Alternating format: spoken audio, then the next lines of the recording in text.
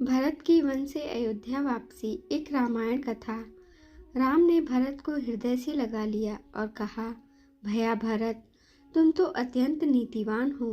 क्या तुम समझते हो कि मुझे राज्य के निमित्त पिता के वचनों को भंग कर देना चाहिए? क्या धर्म से पतित होना उचित है? जो कुछ भी हुआ उसमें तुम्हारा कोई भी दोष नहीं है।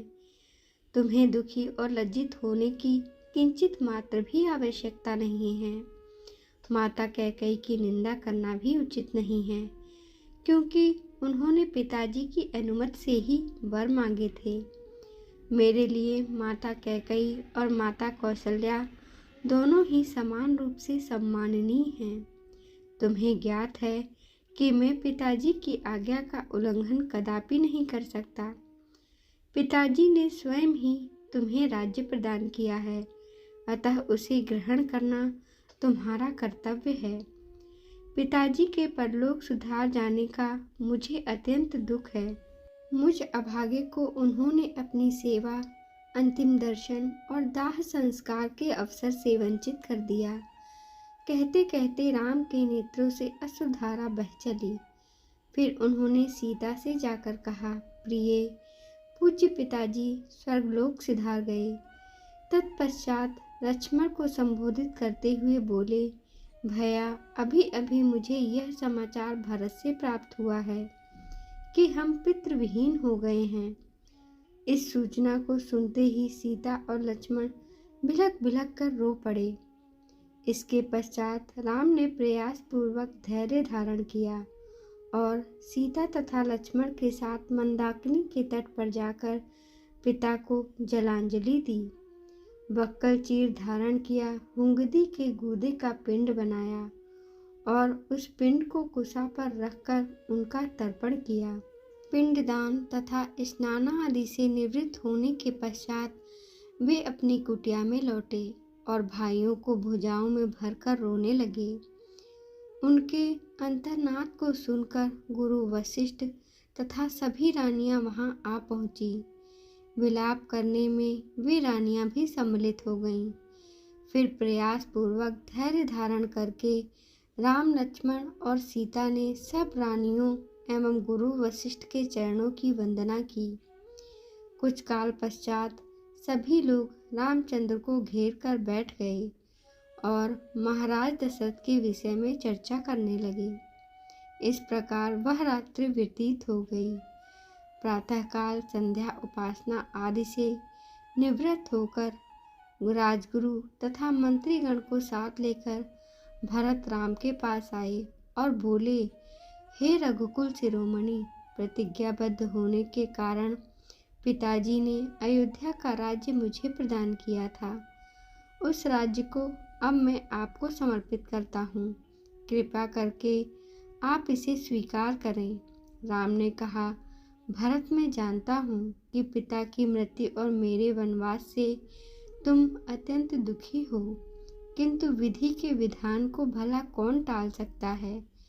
किसी को भी इसके लिए दोष देने की आवश्यकता भी नहीं है। संयोग के साथ वियोग का और जन्म के साथ मृत्यु का संबंध तो सदा से ही चला आ रहा है। हमारे पिता सहस्त्रों यज्ञ, दान, तप आदि करने के पश्चात ही स्वर्ग सिधारे हैं, इसलिए उनके लिए शोक करना व्यर्थ है। तुम्हें पिताजी की आज्ञा मानकर अयोध्या का राज्य करना चाहिए और मुझे भी उनकी आज्ञा का पालन करते हेतु वन में निवास करना चाहिए। ऐसा न करने से मुझे और तुम्हें दोनों को ही नरक की यातना भुगतनी पड़ेगी। राम के ये तर्कपूर्ण वचन अकाट्य थे। इन वचनों को सुनकर भरत ने हाथ जोड़कर कहा, हे आर्य, इस दुर्घटना के समय मैं अपने नाना के घर में था। मेरी माता की मूर्खता के कारण ही यह सारा अनिष्ट हुआ है। मैं भी धर्माधर्म का कुछ ध्यान रखता हूँ, इसलिए मैं आपके अधिकार का अपहरण कदापि नहीं कर सकता। आप क्षत्रिय हैं और क्षत्रिय का धर्म जटा धारण करके तपस्वी बनना नहीं, अपितु प्रजा का पालन करना है।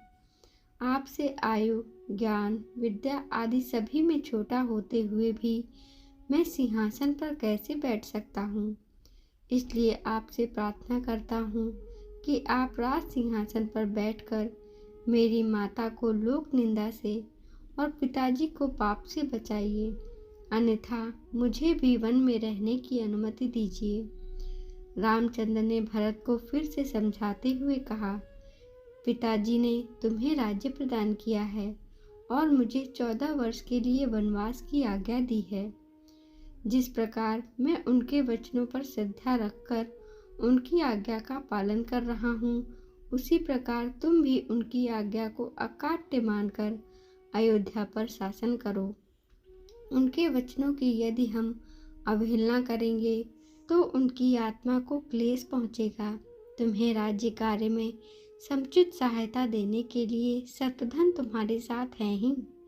पिताजी को अपनी प्रतिज्ञा के ऋण से मुक्ति दिलाना हम चारों भाइयों का कर्तव्य है।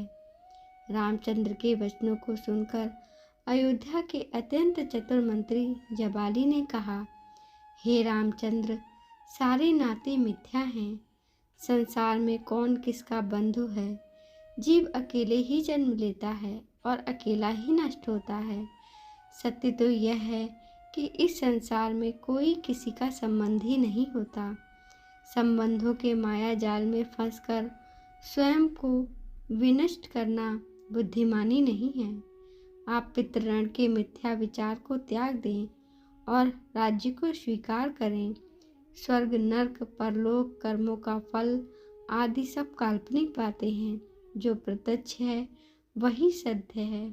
परलोक की मिथ्या कल्पना से स्वयं को नष्ट कर देना आपके लिए उचित नहीं है। जबाली के इस प्रकार कहने पर राम बोले, मंत्रीवर, आपके ये नास्तिक विचार मेरे हित के लिए उचित नहीं हैं, वरन ये मेरे लिए अहितकारी हैं। मैं सदाचार और सच्चरित्रता को अधिक महत्व देता हूँ। यदि राजा ही सत्य के मार्ग से विचलित होगा तो प्रजा भी उसका ही अनुसरण करेगी और कुपथगामी हो जाएगी। मैं आपके इस अनुचित मंत्रणा को स्वीकार करने में असमर्थ हूँ। मुझे तो आश्चर्य के साथ ही साथ दुख इस बात का है कि परम आस्तिक तथा धर्मपरायण पिताजी ने आप जैसे नास्तिक व्यक्ति को मंत्र पद कैसे प्रदान किया। राम के इन रोषपूर्ण वचनों को सुनकर जबाली ने कहा, राघव, मैं नास्तिक नहीं हूँ। भरत के बारंबार किए गए आग्रह को आपके द्वारा अस्वीकार करने के कारण ही मैंने ये बातें कही थी। मेरा उद्देश्य केवल आपको लौटा ले जाना ही था। आपको लौटा ले जाने के लिए मेरी मंद बुद्धि में इन बातों के अतिरिक्त और कोई उपाय ही नहीं सूझा। किसी भी प्रकार से राम ने भरत की प्रार्थना को स्वीकार नहीं किया। विवश होकर भरत ने हाथ जोड़कर कहा, हे तात, मैंने अटल प्रतिज्ञा की है कि मैं आपके राज्य को ग्रहण नहीं करूँगा। यदि आप पिताजी की आज्ञा का पालन ही करना चाहते हैं तो अपने स्थान पर मुझे वन में रहने की अनुमति दीजिए।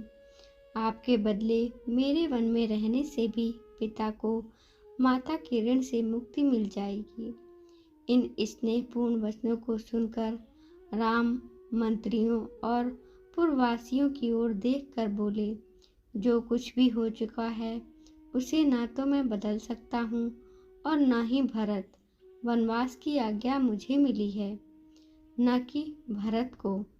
मैं माता कैकेयी के कथन और पिताजी के कर्म दोनों को ही उचित समझता हूँ। मातृभक्त, पितृभक्त और गुरु भक्त होने के साथ ही साथ भरत सर्वगुण संपन्न भी है, अतः उनका ही राज्य करना उचित है। जब राम किसी भी प्रकार से अयोध्या लौटने के लिए राजी नहीं हुए तो भरत ने रोते हुए कहा, भैया, मैं जानता हूँ कि आपकी प्रतिज्ञा अटल है, किंतु यह भी सत्य है कि अयोध्या का राज्य भी आपका ही है। अतः आप अपनी चरण पादुकाएं मुझे प्रदान करें।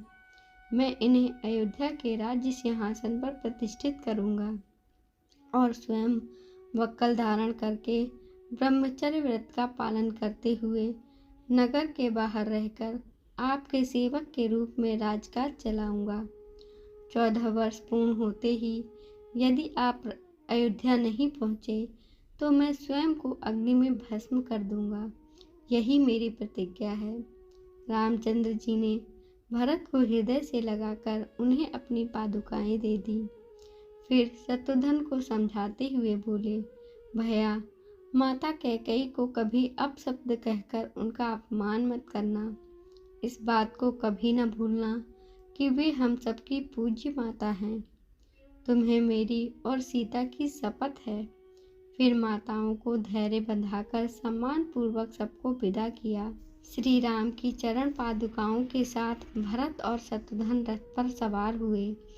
उनके पीछे अन्य अनेक रथों पर माताएं, गुरु, पुरोहित, मंत्रीगण तथा अन्य पुरवासी चले। सबसे पीछे सेना चली। उदास मन लिए हुए सब लोग 3 दिन में अयोध्या पहुँचे। अयोध्या पहुँच जाने पर भरत ने गुरु वशिष्ठ से कहा, गुरुदेव, आपको तो ज्ञात ही है कि अयोध्या के वास्तविक नरेश राम हैं। उनकी अनुपस्थिति में उनकी चरण पादुकाएं सिंहासन की शोभा बढ़ाएंगी। मैं नगर से दूर नंदीग्राम में पर्णकुटी बनाकर निवास करूंगा और वहीं से राजकाज का संचालन करूंगा। फिर वे नंदीग्राम से ही राम के प्रतिनिधि के रूप में राज्य का कार्य संपादन करने लगे। कहानी कैसी लगी? अपना उत्तर कमेंट बॉक्स में अवश्य दीजिए। कमेंट बॉक्स में जय श्री राम अवश्य लिखें। ऐसी ही धार्मिक कथाएं, पौराणिक कथाएं और भक्ति कथाएं सुनने के लिए कृपया हमारे चैनल को लाइक करें, शेयर करें, सब्सक्राइब करें। धन्यवाद।